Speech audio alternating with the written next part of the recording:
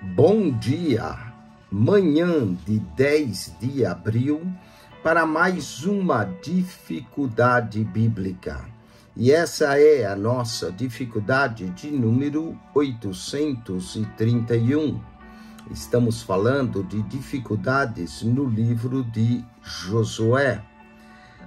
Josué, capítulo 6, verso 21, lemos: Tudo quanto na cidade havia destruirei totalmente ao fio da espada, tanto homens como mulheres, tanto meninos como velhos, tanto bois e ovelhas e jumentos. E ainda no verso 22 e 23 prossegue, dizendo que Raabe, a prostituta, que havia arriscado a própria vida ao salvar os 2 espias israelitas, os quais haviam de fazer um reconhecimento de cidade, foi poupado com a sua família. Qual é a dificuldade desse verso?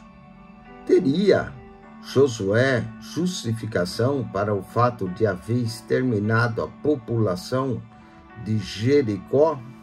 Vamos então à solução dessa dificuldade. Essa destruição total poderia parecer desnecessária e severa demais, pois ela inclui crianças incapazes de cometer pecado voluntário, ainda que todos os jovens e adultos houvessem já praticado a depravação total. Não deveríamos entender que essa brutalidade seria o resultado de uma mentalidade beduína selvagem da parte dos guerreiros do deserto, em vez de uma medida punitiva ordenada por Deus. Em resposta a essa objeção de caráter humanitário, precisamos reconhecer, em primeiro lugar, que o registro bíblico indica que Josué estava simplesmente executando as ordens de Deus nessa questão. Em outras palavras, o relato que nos fala do massacre propriamente dito é o mesmo que nos mostra as ordens divinas para que o mortancínio se realize. Portanto, devemos reconhecer que nossa crítica não pode ser atirada contra Josué, nem contra os israelitas, mas nesse caso seria contra o próprio Deus, cujas ordens eles acataram. De outra forma, devemos demonstrar nossa competência especial para corrigir o registro básico com base em nossas próprias noções, quanto ao que provavelmente o Senhor faria ou não em determinadas situações. Contudo, se houver licença para o criticismo, não deveríamos limitar-nos a Jericó, visto que a destruição dessa cidade foi um acontecimento bem maior do que a consumação das populações de Sodoma e de Gomorra e suas cidades satélites. Gênesis 19, verso 24 e 25. E essas catástrofe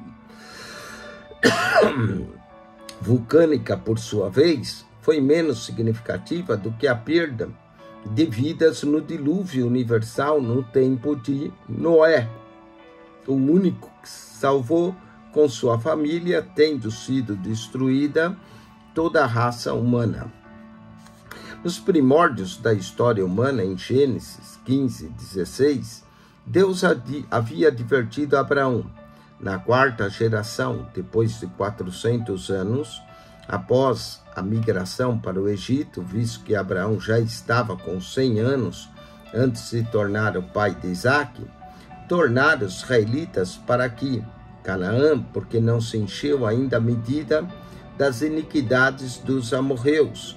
A implicação dessa última declaração é que quando a perversidade dos habitantes de Canaã houvesse chegado a determinado índice de culpa, Deus os removeria da terra prometida, que ele havia prometido para Abraão e a sua semente.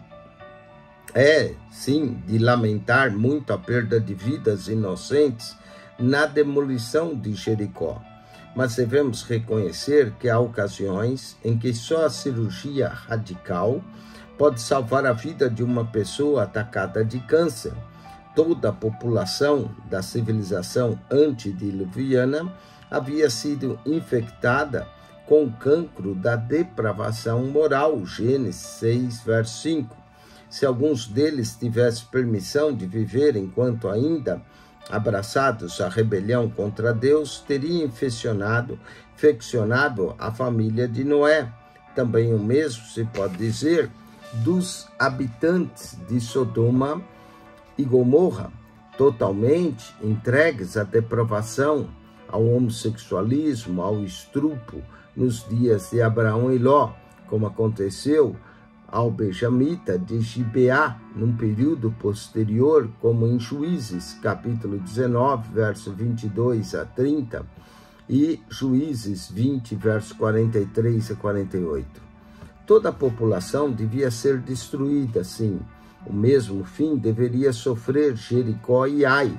O mesmo se diga de Maquedá, Josué 10, 28, Lax, Eglon, Derbe, todas as cidades do Negueve, e Cefela, na campanha do norte contra Azor, Madom, Shimron e Aksaf, foram todas igualmente as cidades destruídas.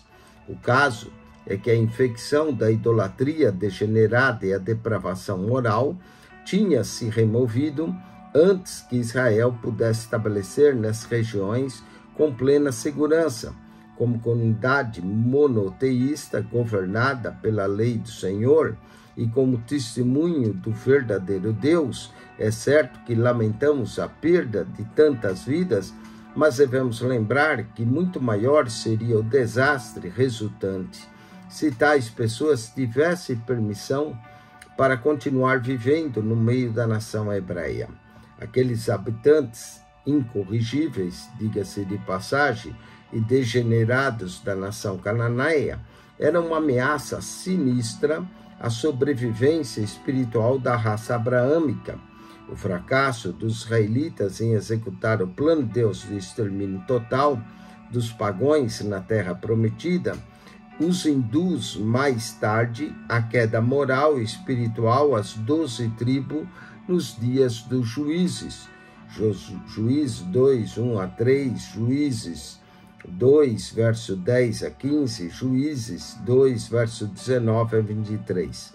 Só depois da época de Davi, alguns séculos mais tarde, é que os israelitas tiveram sucesso na conquista de toda a terra que havia sido prometido aos descendentes de Abraão, conforme Gênesis 15, versos 18 a 21.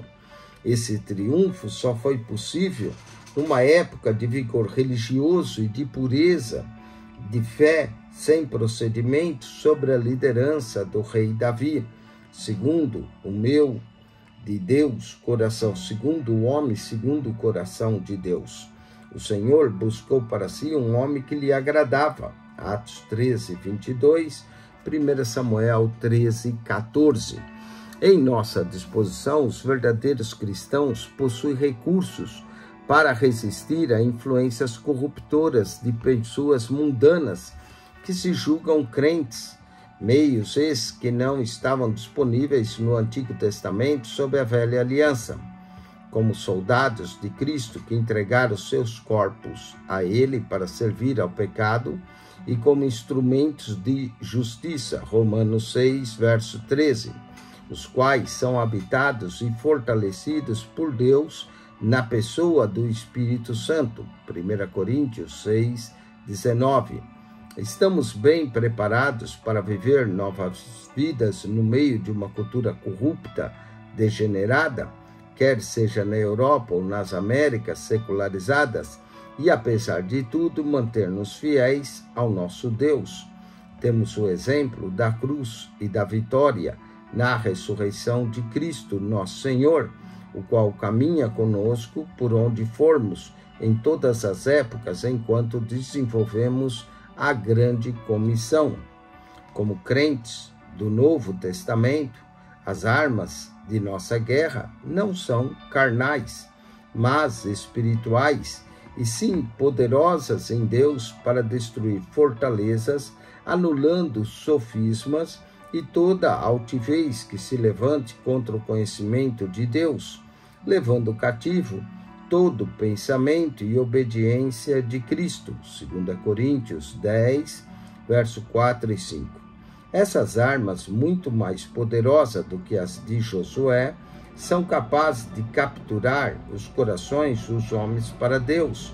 E não podemos, como embaixadores de Cristo, apelar para os armamentos materiais, físicos, para proteger a nossa fé e nossa terra, como os israelitas foram obrigados a fazer se quiserem sobreviver espiritualmente.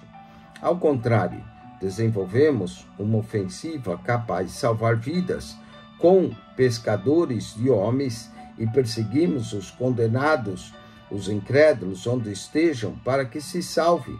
Devemos reconhecer que nossa situação é bem melhor do que a do mundo anterior e as perspectivas de vitória sobre o nosso inimigo são muito mais favoráveis a nós cristãos do que era ao povo de Israel.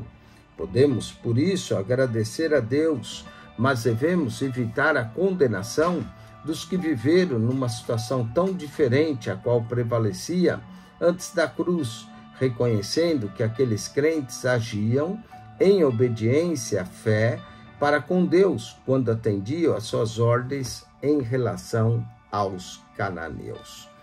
Bom, espero que você tenha gostado dessa dificuldade, que é de uma certa parte moral, ética e humanitária, mas que você possa ter entendido que Israel funcionava como juízo de Deus sobre essas nações.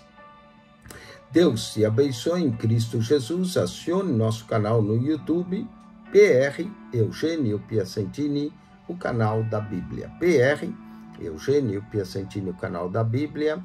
Clique naquela foto redonda, vai aparecer um menu, clique no playlist. Ali no playlist você vai encontrar um total de 259 pastas com mais de 7.700 vídeos para você. PR Eugênio Piacentini, o canal da Bíblia. Subscreva.